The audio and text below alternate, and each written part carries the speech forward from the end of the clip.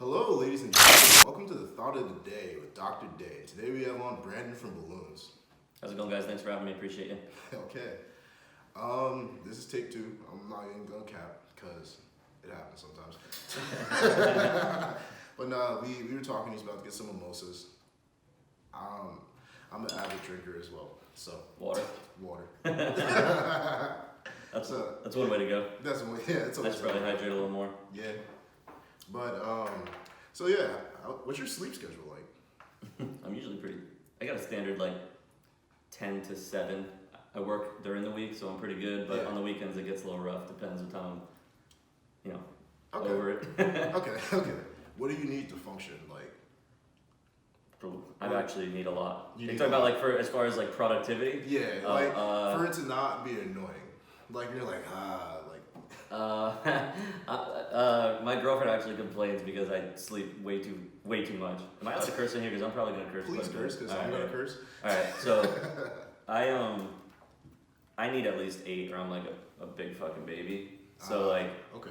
So yeah, I'm not one of those. It's called like the sleepless elite. I think the people that can sleep like 2 minutes and be like perfectly like productive, like this guy. Yeah. No, but I'm not one of them at all. No, for me, I can't sleep at all. Like I sleep at the most like 6 hours. Really? Yeah. No, I can sleep all day. I'll sleep all day. I don't even care. My body just doesn't crave it, and I'm just like, all right, time to be up. And then I'll just take like maybe like a 20-minute nap, and then all right, 10 more hours. Oh yeah, see, I can't do that shit at all. Not even close. Not even close. I gotta do like 7, and if I don't get that, like I have like the privilege of working from home now, so like if I don't get my 8 hours, I will sleep through the beginning part. I hope my boss doesn't listen to this, but I'll need to get my back. I'll get it back at some point when they're not paying attention, because they can't monitor me when I'm working from home now. I feel that. My next question for you is I was looking at your page. What's with that happy volume? Is it a manga? Is it a comic? Like, what is it? Okay, so that is something that we had developed or started developing right when it started, but because there was so much going on with the actual launch of the business and having the logo and trying to get that to be recognizable, it kind of had to get put on hold until we felt like it was appropriate. So the idea was, and it actually generated from a lot of like, there's an old skateboard company, I don't know if you're familiar with it, called World Industries, and before they sold their company, they had these 2 characters, or 3 characters really, that they used for their graphics and stuff, and they actually kind of stopped using it and fell off a little bit. But the idea there is that I wanted to kind of use that as I use that as kind of a inspiration for my characters. I obviously changed them quite a bit, and they don't look like them or anything, they don't act like them or anything, but the idea of having these little cartoon creatures that played along as the mascots, I thought was really, really interesting and cool. So long and short of it is, I created the first one, which was the pink one, and put him on a shirt. People seem to really just like the idea of the goofy little balloon guy, and then I made 4 others, and then honestly, after we did the first volume, there's going to be more characters that get introduced, just to kind of naturally propel the story forward. But to answer your original question, it's a manga comic hybrid. Ooh, I like Americanized comics. I like the Japanese manga style more. I always have. So the idea was to make a hybrid so that it was a very easy read for people, obviously in America here, because that's my demographic. I don't really touch down in Japan much, but the idea was if I make a comic that reads in reverse, the way that Japanese manga would, and use that, and kind of stylize it with Americanized comic, it can actually get people that don't normally read manga to maybe get used to reading in that format, and then vice versa. People that read manga maybe that don't read comics would be interested in maybe that art style. So it was just something that we just kind of like blended together, and truthfully I can't draw quickly the details that manga has. I don't know if you ever read it, but they're incredibly good artists, and they like... No, I know. I'm an avid like anime and manga guy. Like you can, There we go. We got plenty to talk about that. That's my shit. Is there any mangas you're reading right now?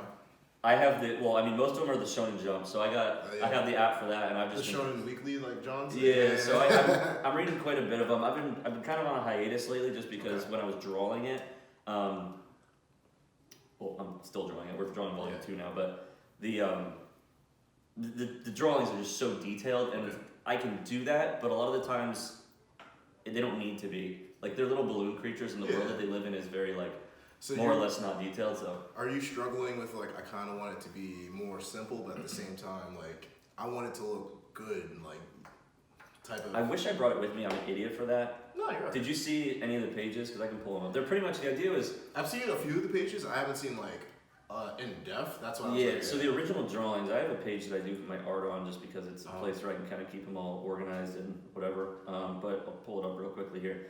The idea was the original drawings were actually more detailed than the vectorized final versions. It's not because we didn't want to make them detailed. It's just that it looked so clean not having them detailed that we were like, okay, well, there's no point because it just looks so crisp. And honestly, we're stuck in a position where we get a lot of really, really good reactions from children, but the content isn't really geared towards children. Yeah. So, and that's kind of where I'm at right now with volume 2 and even editing volume 1, because the idea is we want to put volumes 1 through 5 in like a fat book and sell those so that people that didn't buy them individually, or people that would have interest in reading a story that's not just a quick blurb. Okay. That's the hardest part with the manga stuff, like, or these little comics, is that they're 15, 20 pages. 20 pages is what it ended up being with the little extra stuff. Mm-hmm. But we wanted to we're teetering on this. Is it going to be kid friendly?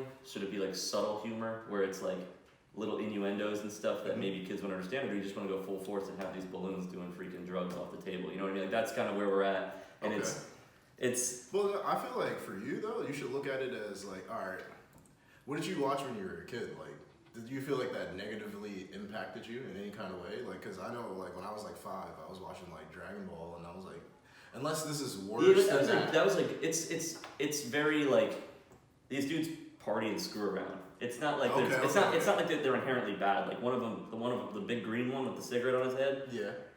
Like he smokes a bong in it. So like that's obviously not just inherently kid friendly. So I was considering doing an edited version where it's just like you take out the bong and you put, I don't know, a lollipop in his hand. You know what I mean? It doesn't matter. Like you can change it at any time. So it's not even close to kid friendly. Yeah. It's not horrible where you're gonna read it and be like, oh my god, the hell am I reading? But like, it's definitely like something that we've considered doing an edited version for kids. Yeah. And then a non-edited version for people that I sell to skateboarders. You know what I mean? Like they a little rough around the edges. So like they like that stuff. So that's what we ran with. And I think I answered your question. I kind of went off on a huge tear there. But No, you're good.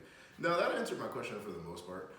So do you actually feel as if like, do you feel like, how do you feel like just in content in general, do you feel like it really corrupts like kids then? Like what you put out? Or do you feel like, because it's like general, kind of like with Marilyn Manson, like he had that whole thing that he was going on with like back in the day, and then like people are like, oh, like you're the devil, but like, at the same time he's like, I'm not a role model. So like, how do you where's your standpoint on that? As far as me, or just content in general? As far as you, do you feel like you're an influence that you shouldn't be like putting negative stuff out there, or like things that maybe not be too appropriate for children? I mean, I think I'm like a normal dude. I always find it surprising when people tell me that I like inspire them and stuff, because I'm always just like, dude, I'm making stupid little cartoons. But like kids like it, and I guess to a degree, some of the younger kids and maybe some other people do look up to it. So I'm sure that to a certain degree it does. My biggest thing when starting this though is I wanted to make something that I could have fun with and fuck around, and also do good with it. So like for instance, I was just talking to him about it. We did a charity event for the Ronald McDonald House, which is just a hospital for children. Yeah. We couldn't do it this year, obviously, because of circumstances. But the idea was there's a fine line between like people that do charity events. People have this idea of what a charity event or a charity, like a company that's raising money for charity, what they represent, and it's cool and it's awesome that they do that. But at the same time, I wanted to be able to make something that like I can still say like I don't give a fuck, and I can put out whatever the hell I want and still raise money for kids. Is it a great representation of their company? I don't know. I don't really care. Like I just want to raise money for something that I think is a good cause, and I don't think that somebody's gonna not accept that. Yeah. And I still want to be true to who I am and what I like. So I guess to answer your question, like I'm sure to a degree, but don't really upload anything bad, really. Like, Yeah. it's not like we're not putting anything, like, inherently bad, I guess, is Yeah. the only really way to put it out there. But, like, within the comic itself, if that's what you're referring to, Yeah, it's more so within the comic itself. yeah. Yeah, because I looked at your stuff, it's like Skater Man, like that's not bad. Like, No, yeah. I mean, everybody knows the culture. Yeah. Like what comes with that. Is what Right, comes that's with the culture, like you just said. I mean, that's pretty spot on. I mean, as far as the comic goes, if I were to sell it to kids, like buy it or make it and target children, Yeah. like we marketed it as like my buddy was rolling a joint and like on the skate decks that we made. So it was very like, upfront, like we got high and made this. Like that was what it was. Like It'd be like that. That was our creative process. It's not particularly groundbreaking. There's no secret formula. We just smoked and then wrote a stupid comic and enjoyed doing it, and that was the end of it. Yeah. Don't tell my mom. Shh, don't tell my mom. She's gonna like, what? You got somebody on there smoking weed? But yeah, I mean that was it. So I mean I don't know that's the problem too, is I don't really know who's buying it, where these things are ending up. Yeah. And I wish I had it with me, because you guys probably think that it's, the way that I'm explaining it, that there's a lot going on that's bad. It's not. No, it wasn't, it didn't look that bad. Like if you were looking at it, it doesn't look that There's bad. a lot of really subtle, like, things. Like, it's not like they're like out there like doing crazy stuff or being like. So what about like, alright, have you ever seen like Regular Show? Yeah. You know what I'm really saying? Oh, you never really got into it? Alright. Well, even like SpongeBob though, they had like subtle adult things. Like if you really like try and look into it, like you get away with it. You can get away with it. Yeah, that's what I mean. That's a good example. SpongeBob is one of those ones that there's a lot of like. Because when I was younger, I didn't realize what they were saying till I was older, and I was like, oh wow. And, like you ever seen like when Squidward, he's like, I feel like his face turns into a donkey, and you're like, when you're younger, you don't really like, what does that even mean? Yeah, it's just he's a jackass. Yeah, right. There's a ton of them in there, and that's kind of actually a good example of what we were going for, just like the subtle, like little stupid stuff. Yeah. I mean, the jokes in it are honestly so dumb. It's stupid. It's like Family Guy, South Park humor. It's just like, where did that even come from? Yeah. It's that kind of thing. It's random. It's fun. And again, it's like a short little story, so it's not incredibly detailed, but it's just a quick read that's supposed to be a good time. So Yeah. that's what we're going for. You have any projects that you want to talk about that you made or you dropping or not? Yeah, we Anytime just soon? dropped. So Lost Soul Skateboards is a local skate brand that they've been around, I think, 12 years. So Ray's been doing this for quite a while, and he's super true to skating and art and music, and I've always respected him. I was riding his decks for years, and I ran into him, and I was actually having a creative block, which happens to most artists, right? Like at some point. So I had put out a bunch, and I was just like, shit, like I'm fucking running out of ideas. It sucks, and I was just feeling a little just like droll, just like I couldn't come up with anything that I was really, really pumped up about. Yeah. And Ray, he was like, yeah, man, it happens. Let's make something. And I was like stoked as fuck, because I'm like, I respect this guy a ton, and the fact that he wanted to work with me was super dope. And then we came up with this real quick idea. He does these like collage style skateboards. Okay. And he came up with this idea where we were gonna. He's old school, man. So like instead of doing it digitally, like straight off the rip, he laid down pieces of paper, cut out like a collage style thing, laid it down. Really? It said, imagine what it'll do for you tomorrow, which is essentially just like think about all like the art, the music, the things that you're working on. At the end of the day, whether you're good, bad, terrible, it doesn't matter. You're building relationships with people with similar interests, and at a certain point, those friendships and those relationships that you're building are going to propel you into a lifestyle that is really rewarding for you. Yeah. Whether it's on a creative level or just having people that will be there for you, that can understand you in the way that you think. And that was that paid homage to the skating, especially for him. He loves to skate, and I obviously do too. He's like an avid street skater. He's unbelievably creative with how he skates, and that's again just a testament to how he thinks. And I was super stoked to work with him on it. And I'm bringing this full circle here. And we made a T-shirt, and then I designed the shirt. So he designed the deck. I put finishing touches on deck, made it digital, and then I designed the shirt with one of his other drawings, and that was the Lost Soul Balloons collab that we just dropped it last week. It's really cool. And honestly, I think it's mostly cool because of just like what we were going for with it, which is 90% of the battle. As far as like future stuff, am I talking to him? No, because I remember when I was looking at it, at the first glance, I was like, wait a minute, did he really put like deflated balloons in the bottom? Yeah, that's the. I didn't even mention that part, but yeah, that's it. He literally blew up a bunch of balloons and then popped them and just like organically let them fall and just like placed them on there, and then we took he glued them down, and then I met up with him and I got this piece of paper, and then we just took like a really clear shot when the sun was setting so that there would be depth of the shadow coming off the balloons. Okay. So it just added a bunch of like depth to the actual deck design. But yeah, he's fucking cool. Like I just respect the fuck out of him. So like anything that comes out of my mouth is just like gonna be me gassing him up. But I think that deck I was super pumped about. I'm gonna probably. We only made 40 of them, which. Wait, so do these all the decks actually have deflated balloons like on them, like legit?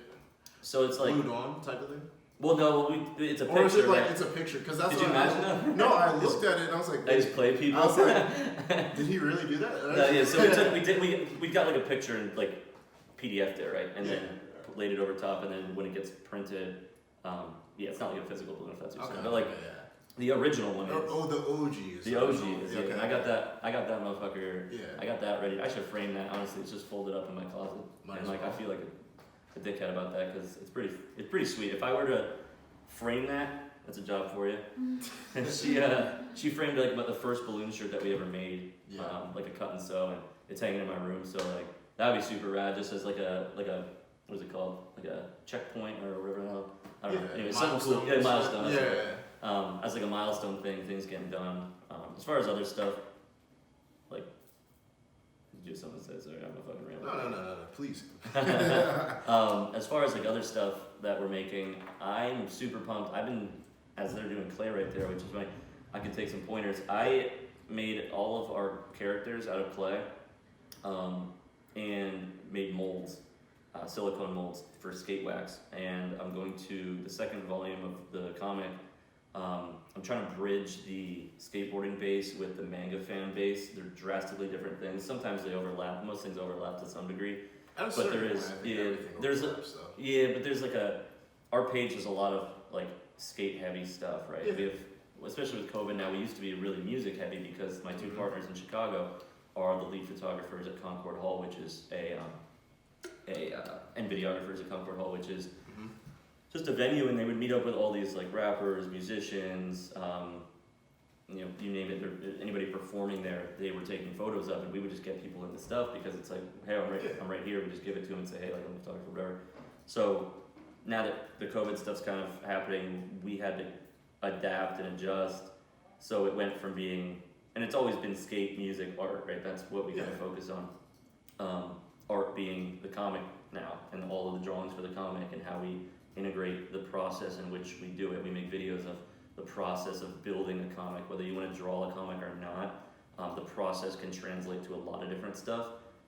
In this case, this the building blocks of thought, how it comes from just a general idea to a peak, and then you make it happen, right? So I share that stuff with people because I feel like it helps them realize that their idea isn't that far off, and maybe there are tips and tricks that I just naturally think of that maybe other people don't. Okay. I don't even know what I was talking about, but yeah. No, you're good. My next question for you though is like, you watch any anime at all? Yeah, that's all I watch, man. Okay. You won't catch me watching anything other than that. I watch Always Sunny sometimes, but like. No, for me, I'm the same way. I only watch anime, and for me to watch like human beings, it's like YouTube. Yo, where's the special skills? Where's the fighting? Yeah, where's the fighting? That's like no slice of life, right? No slice of life. Slice of life? Yes or no? No, I don't even know what that is. It's basically anime, but the stories, like the actual like love stories, whatever. Not hentai, but you know what I'm saying? Yeah, like it's real life. So slice of life. Okay. Yeah. Like, I'm not a fan of it either. I need some scraps. Need some scraps, some major character depths, like some plot development. I mean, honestly, that's one thing that. So I hate to gas up Shonen because they're obviously they're solid. They're a powerhouse. Yeah. They have a if it's not broke, don't fix Fix it it, mentality. yeah. Like I mean, listen, if we're being real, Goku, Luffy, and Naruto are the same character with a slightly different backstory. And I will say though that Naruto, he had a harder struggle than Goku though. Goku didn't really have any type of actual struggle. He should like, let's fight. He just fell from the sky and was like, all right, I guess I'm chilling. But Naruto and Luffy doesn't really have a struggle. Naruto had like one of those like sad wait, poor before fucking you guy. continue, you watch One Piece, right? Avidly? Yeah, Are I'm not caught up. I watched started the new episode last night. Come on, man. No, dude, What's up? I'm behind on that only because I watched it up until right after Big Mom. Okay, and okay. then- Wait, and then- this is a lot better than I usually hear. You said right after Big Mom. Yeah. So you were like, oh, like a lot of people I talked to, they didn't even get to the grand line there. No, you got a lot of work to do. Okay. I mean, I'll be telling them like you got like at least 8 years. To catch up I'm to. at like episode 900. So Oh, for people that don't watch One Piece, that's a lot of fucking time. Yeah. So like I take a break from it and then I watch like some of the smaller series that Yeah. that adjust quickly, like Demon Slayer.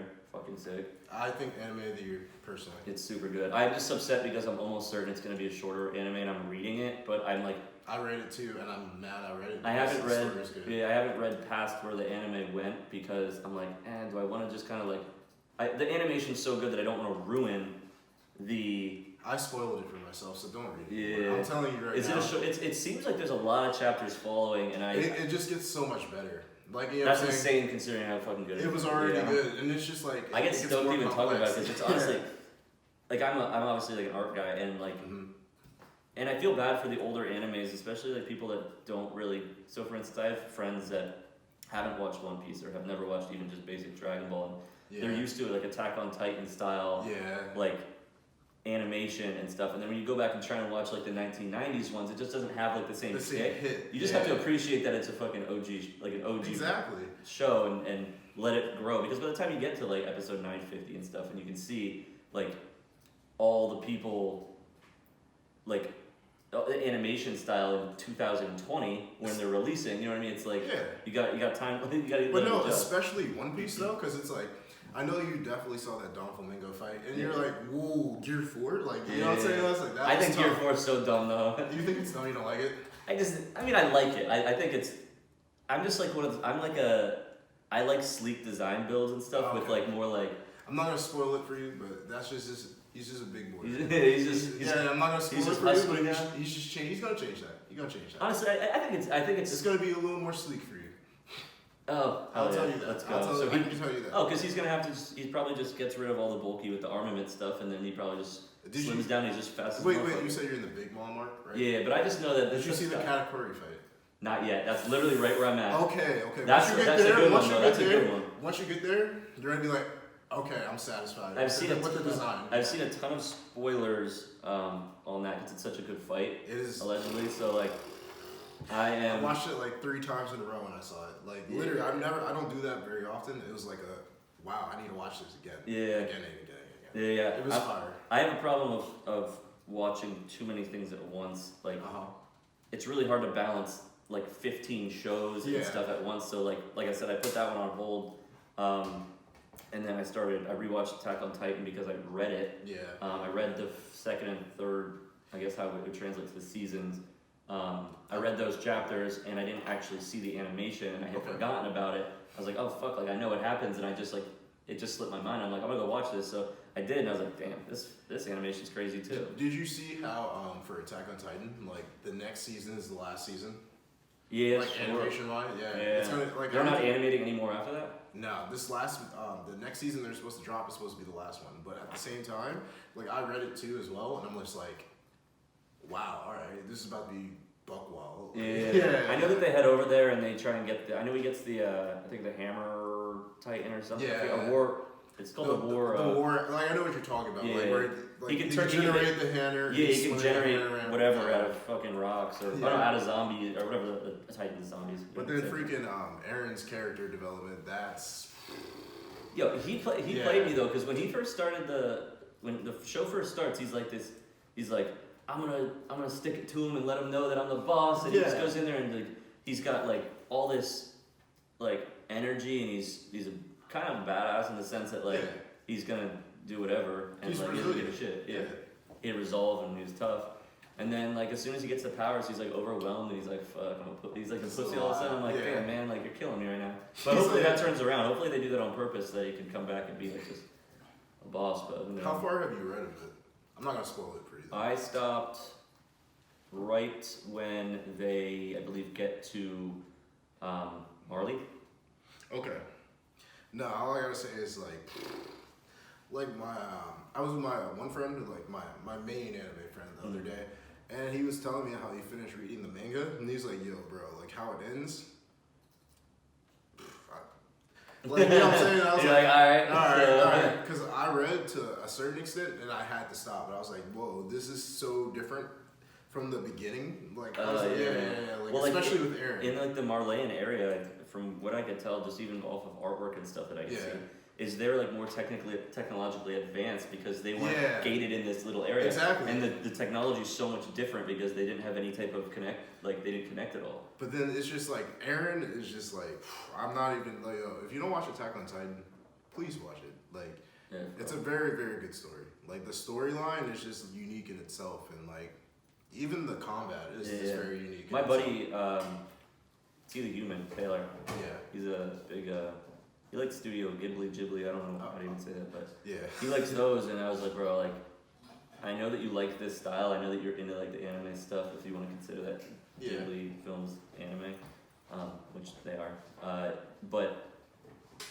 he sat down and I was like, just watch one episode, bro. Like, he's like, I don't really like starting new shows. I'm like, yeah, me fucking neither, but wait till you watch like the first 15 seconds, and then after you watch the first 15 seconds, he was like, he's staring at the TV. I'm like, I looked over at my buddy. I go, he's hooked. It's over. It's he's probably drooling out the mouth.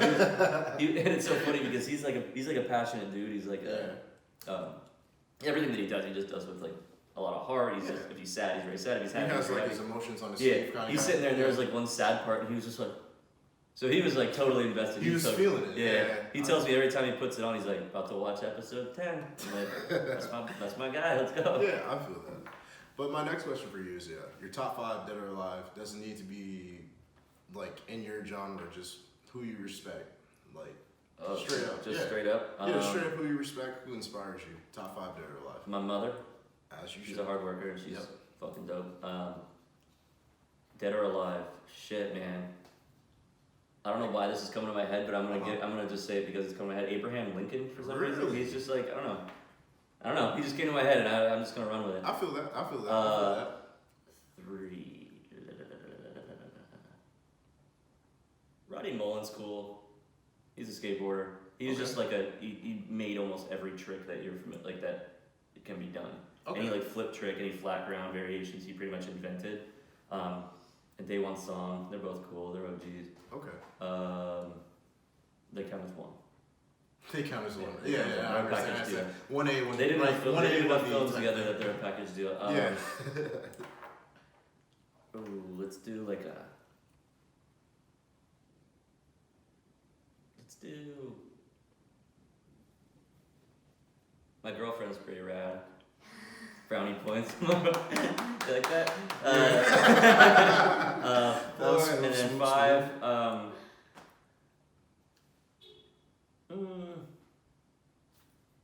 don't know. I've never really thought about that many, honestly.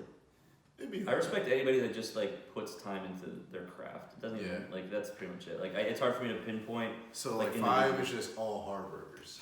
5 is people that work hard and at whatever it is. Like I'm the kind of person that I'll work hard if it's something I care about. That's actually the only way that I really can force myself to work my hardest, if it's something I care about. I think that translates to most people. And my goal, honestly, with the whole company in general was to push people to find whatever it is that they are passionate about. People kind of derail and fall off the tracks and forget. So we were just supposed to be a reminder that, it's in there somewhere. And as like the name suggests, the name is balloons, right? So like people don't even know what the fuck that means. But the idea was if you are uncertain what it is that makes you happy, on a creative level, on whatever level, I guess just what makes you happy in general, think about the things that you enjoyed doing when you were little. Okay. And a lot of the times that was the thing that came to you like in the forefront. Like I love balloons. Like it just was like it had a childlike feel. Like so, I wanted to pick something that most children enjoyed and brought happiness, and even people in general. Like anytime there's a good event, there's balloons, or an event that people get excited about. And the idea was, if I use that, right, it's incredibly easy logo to make. Which when I made it, it took me maybe 10 minutes. And people seemed to like it, so I was like, okay, I'll fucking Alright, I'm gonna roll with this. Yeah, and again, the idea was to just kind of tap into that childlike energy, because being an adult can be monotonous. Yeah. You have a lot of responsibilities, and to avoid that, pick something up that you enjoy doing. It can be a hobby. It doesn't have to be like, you don't have to make a living from it, but by doing it, it could be cooking, it could be making clay, it could be doing podcasts, right? It could be anything. And just by doing it outside of what your normal routine is, it adds a lot of fulfillment. And I'm sure you can attest to it. Like, just by doing this, sitting here, making this project and working on this podcast has probably brought you a lot of joy in a way that you probably haven't done, that you probably didn't get prior to doing it. And that's kind of the idea. So yeah, I feel you. My next question for you, last question as well. Okay. Next 5 months, what's it looking like? Ooh, okay. So next 5 months, we have a lot of stuff. So my partner in Chicago started doing a lot of cut and sew projects. I was doing a lot of cut and sew projects, which essentially, if you're not familiar with it, or whoever's listening, you take clothing from like thrifts, you upcycle it, you mix them together, you sew them, you make them different, you make them unique. I actually do that myself. Do you? Yeah. Okay. So we're on the same page then. Yeah. I was doing that for a while, actually, prior to balloons. And then when I started balloons, I was so focused on brand recognition that I put it off to the side so that people could see, okay, this is brand, this is what their logo is, this is what they do. And I didn't want to be confused with just a cut and sew like page, because there's people that cut and sew and then they put it on the page and then it's not branded as much. I mean, although they could, a lot of them are just, hey, here's a cut and sew piece that I made, I'm an artist, this is what it looks like, if you're interested, come and buy it. Okay. That's what most pages I've come across are, and I didn't want it to get saturated, the brand and the logo and what we represented, so I put that on hold. So, to bring that full circle, we are starting, the guy in Chicago is doing it, I'm doing it, is a cut and sew line that just always has something circulating through the website, so there's always new stuff coming, and there's always new stuff for us to share, and it'll just be different stuff. So like we'll take, for instance, one of our shirts, or let's just say, for instance, we take a jean jacket and just chop it, mix it up with something else, and then we have access to our embroidery now. So shout out Mike Hatcher, he's awesome. He turns all my embroidery around in like a week, which is absolutely insane. He's like a friend of mine, and it's right down the road from me. They've got a full shop, Organized Chaos. Him and Johnny. Organized Chaos? Yeah. I fuck with that name heavy. There used to be a skate shop in the area, and then Johnny just kind of stopped, I guess. But yeah, they're cool as fuck. And we, in knowing that I can go over there and just do one embroidery without it being an extreme amount of money, because a lot of the times if you do one piece, it's like they have to do the setup, they have to do this, they're gonna be like, well, it's gonna be fucking $50 for a shirt because you just, you know, it's just ridiculous, you know what I mean? So that's why a lot of people have to do mass production, but Mike doesn't mind doing, he's got my stuff loaded in the machine already, so all he has to do is lay it down, thread the needle, and it just goes. So we're doing cut and sew projects now, and Zach's gonna actually, Zach's my partner in Chicago is doing them, is actually going to send me a bunch of stuff that he's already done, and then we're gonna embroider not even just the logo, but different fantasy commissioner calling me. Like, well, you play fantasy football? I'm terrible, but yeah. Right now, I'm 2-2. So am I. But I have every single player this week is out. Chubb got hurt. Yep. Gordon's not playing. Yep. So I'm screwed. But I feel you. Call Jones for me. Text me. Anyways, cut and sew stuff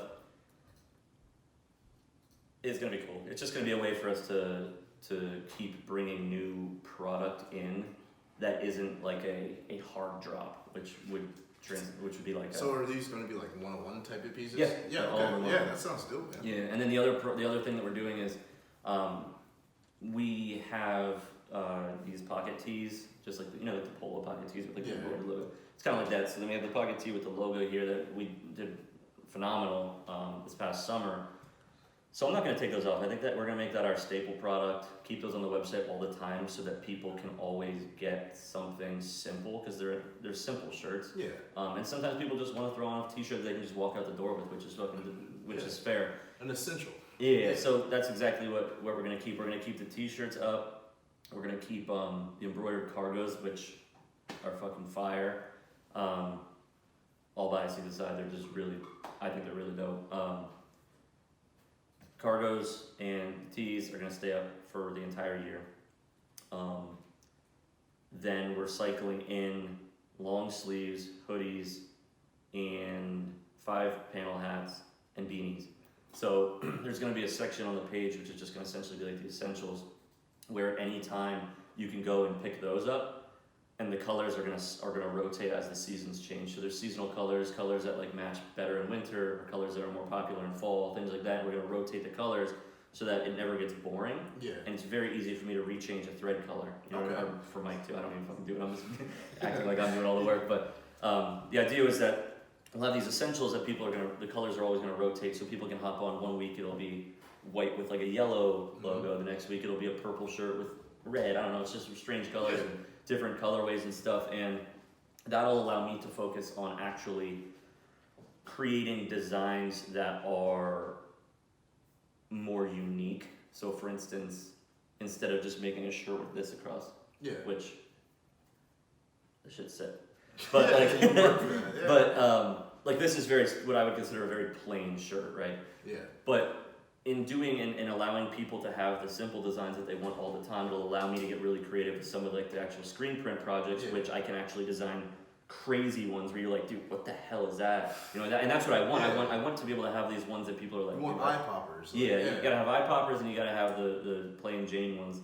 Yeah. For people that, you know, we were like, you're kind of scared to hop into that. You're like, oh, that's a little too loud for me. Like, some people, and that's what people told me. Like a lot of people told me, they're like, I really, really like the logo, and I love how simple the designs are, and I have no reason to change that. It's done really well for us, but as a creative or like as an artist, I don't just want to keep throwing my logo on a shirt. It doesn't do much for me. So I want to be able to give people what they want, but also step out and do obviously the things that are a little bit more like, wow, bam, wow, cool. I feel that. Word. But as we're gonna wrap up for today, guys. That was Thought of the Day with dr.dae. Yeah, I said my name so terrible, but it doesn't even matter. I'll screw mine up too. Blandon. Blandon. Appreciate you, man. That was cool. Yeah, that was Don't cool. dub me. No. But Appreciate you having me, man. That was fun. All right, peace out, guys. See you next Sunday.